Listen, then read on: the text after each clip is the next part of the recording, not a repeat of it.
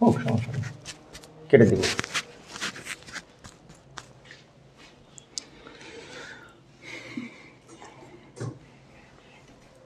অনেক সময় ব্লার হয়ে থাকে, ব্লার লেখা ঝাপসা দেখায় লেখা, ঠিক আছে, মানে ঝাপসা দেখায় লেখা। মা ও একটু একটু কালার দিই, মা একটু কালার দিয়ে দিলাম, বুঝছো।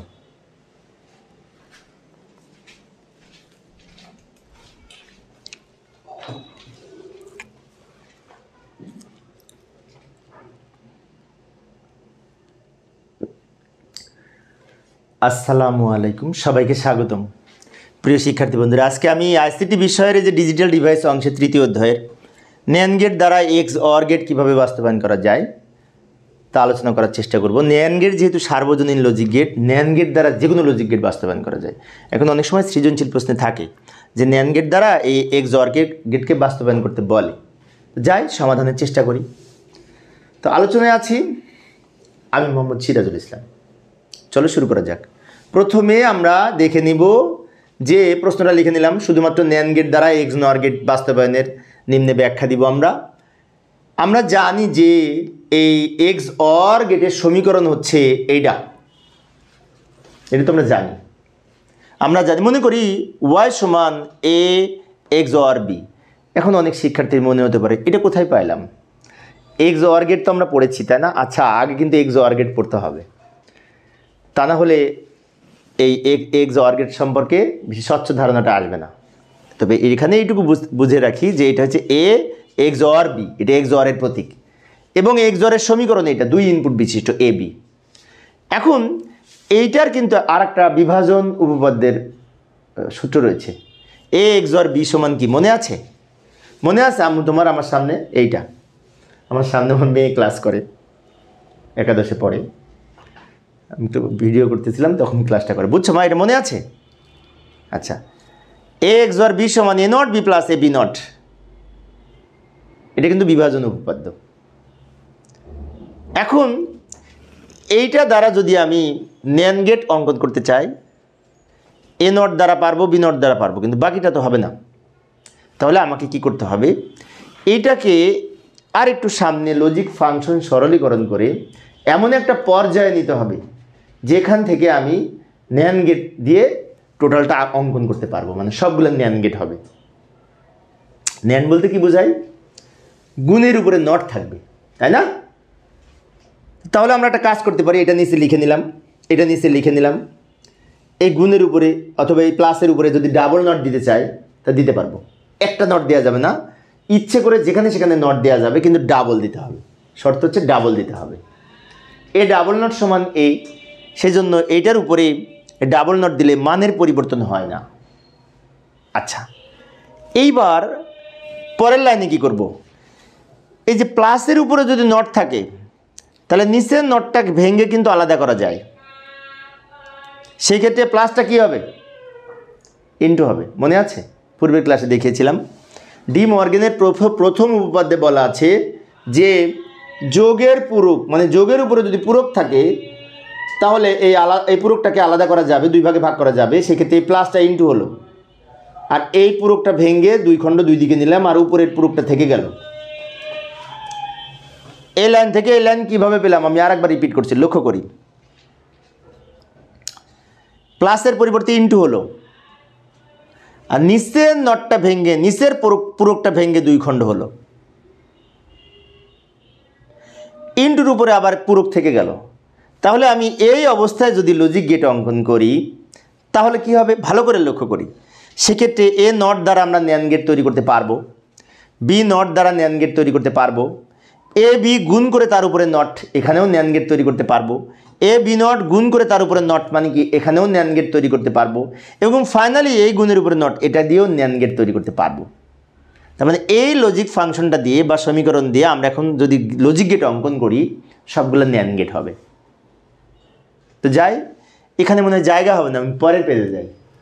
এখানে জায়গা হবে না, পরের পেজে আমি নিয়ে এসে রাখলাম ওই ফাংশনটা, যেটা তুমি বের করে নিলাম ওইটা এখানে নিয়ে এসে রাখলাম। এটা দেখে দেখে আমরা লজিক গেট অঙ্কন করব।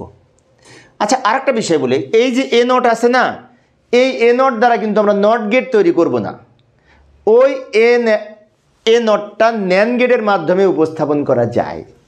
সেইভাবে অঙ্কন করব। যেমন লক্ষ্য করি, এ একটা ইনপুট, এবার আর বি একটা ইনপুট।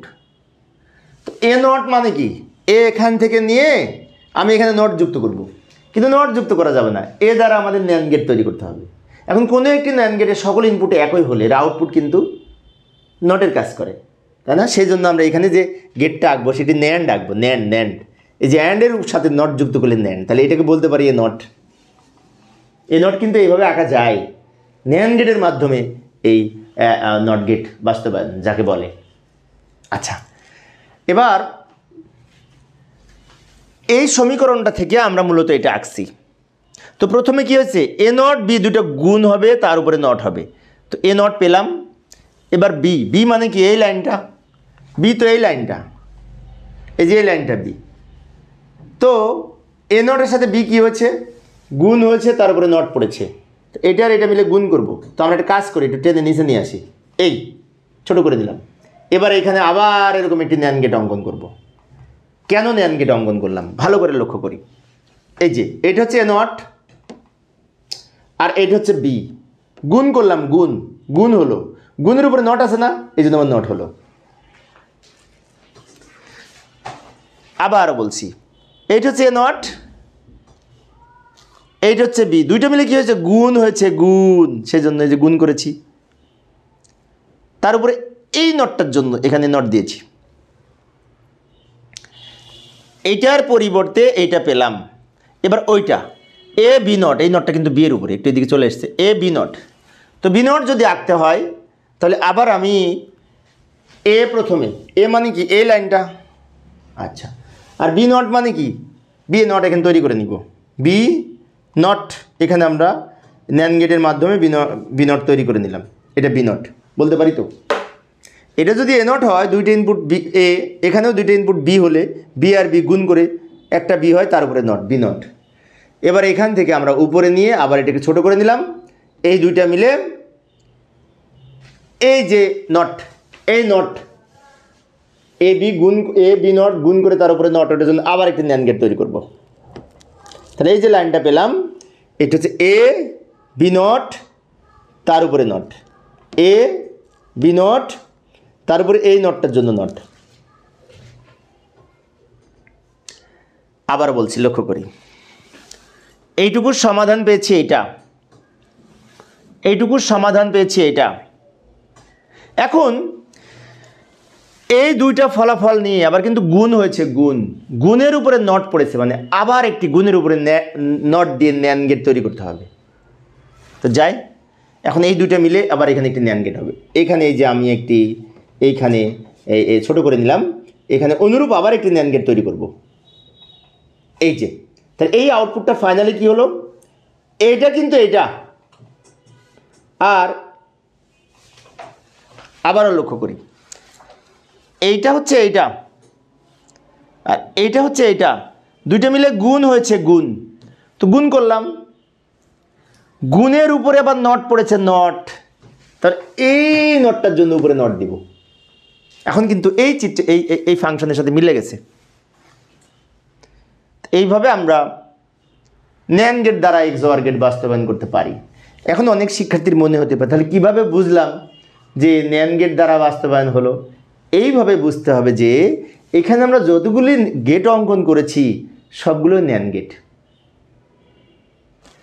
এটা অ্যান্ডের সাথে নট যুক্ত, এটা ন্যান্ড গেট, এটা ন্যান্ড গেট, এটা ন্যান্ড গেট, এটা ন্যান্ড গেট, সব একরকম চিত্র না? সবগুলো কিন্তু ন্যান্ড গেট হয়েছে। অর্থাৎ ন্যান্ড গেট দ্বারা আমরা XOR গেট এইভাবে বাস্তবায়ন করতে পারি। তো প্রিয় শিক্ষার্থী বন্ধুরা, এই ছিল আমার আজকের আলোচনার বিষয়। আমি শিক্ষার্থীদের অনুরোধে অল্প অল্প করে আলোচনা করি। তো পরের ক্লাসে NOR গেট দ্বারা XOR গেট কীভাবে বাস্তবায়ন করা যায় তা আলোচনা করার চেষ্টা করব। দেখার আমন্ত্রণ রইল। খোদা হাফেজ।